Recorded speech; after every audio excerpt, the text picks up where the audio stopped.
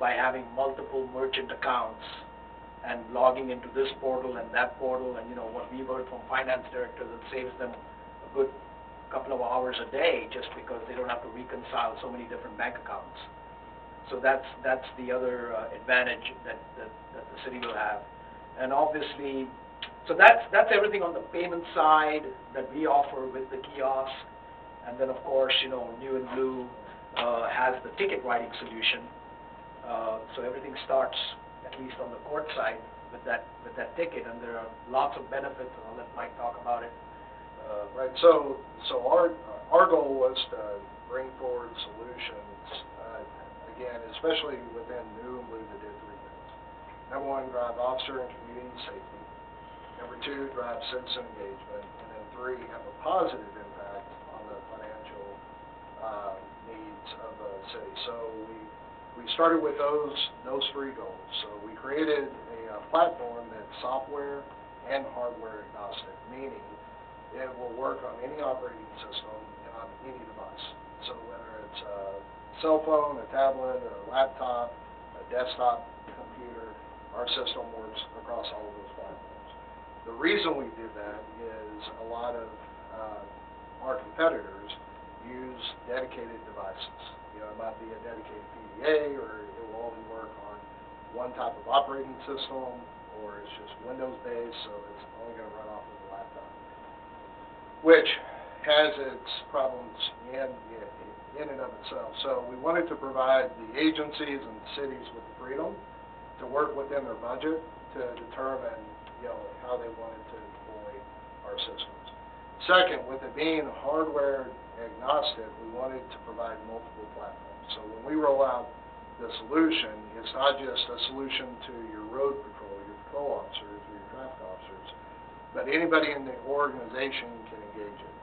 So if you have an investigator working a case and they're going to play it out to a Class C misdemeanor, they can actually issue a citation from the desktop. So they don't have to chase it down.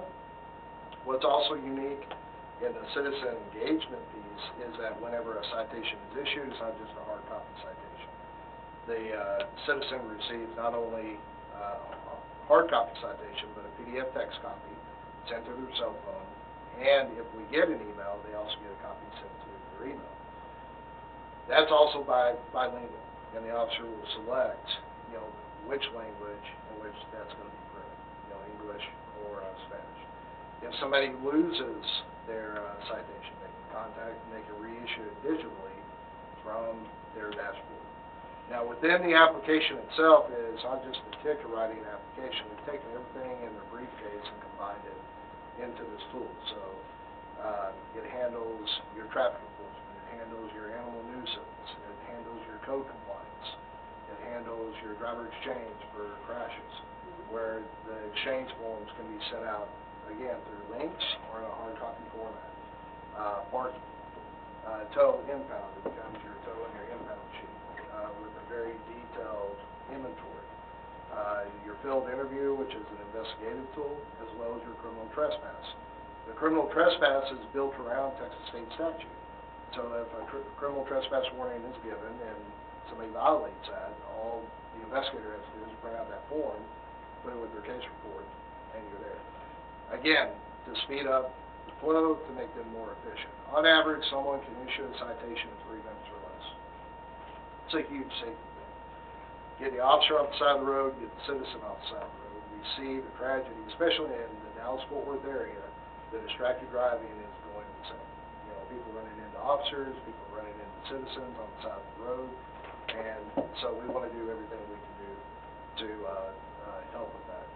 On the back end, which comes with the system, is a very robust dashboard. And within this dashboard, we provide all the reporting to include racial profiling. So instead of me as a chief, it would usually take me 3 to 4 weeks to just get all my data to complete my racial profile information, because I would have to pull it from our ticket writer, from our CAD system, sometimes from our RMS or other places. Well, we designed this system, so all you have to do is set your parameters, and all your information is there. There's quality checks within the system. We standardize the system by interfacing either with your local GIS consistency for your courts on the streets. It's driven by the state legislative code, and then we import all of your local code of ordinances and relative other statutes for code compliance and animal, when we're talking about health and safety code and those things. The dynamic advance features takes about a second per field if they have to manually enter it, but we built in superior scanning ability where they can scan a driver's license and auto-populates, they scan a registration sticker and auto-populates, so they don't have to spend time entering that. They can push that information from module to module so they don't have to rescan and they don't have to re-enter. And one of the coolest things, I think, is the digital media evidence section. So they can take unlimited photographs, unlimited video, unlimited audio notes, which is important depending on the incident that they're on. One of the biggest values in my experience is around the towed and the impound, because that was my number one complaint. Somebody damaged my car when they were towing it, or your canine scratched my hubcap. Well, the officers, in their inventory, if they do have to tow a vehicle, they can walk around and take video, or they can take copious notes or unlimited photographs so that they can make that mark with that record that's going to stay with them. Now, when citations push over into Encode, one of the efficiencies that's built in is that any of the digital media evidence pushes with it. So if the officer took a photograph or a video of the radar to document speed, well, that's going to stay with that citation, and when it pushes to Encode, your court is already going to have that. So they're not going to have to go back to, say, the records clerk to request that video from dash cam or body cam or those things. That saves a ton of time. Just sending an email, we all know a basic email, how much time that can save. And then if you're having to go through and you're having to, mark through the video, you can imagine the amount of time. And then for the court clerks to burn those disks. All of it is housed in the cloud.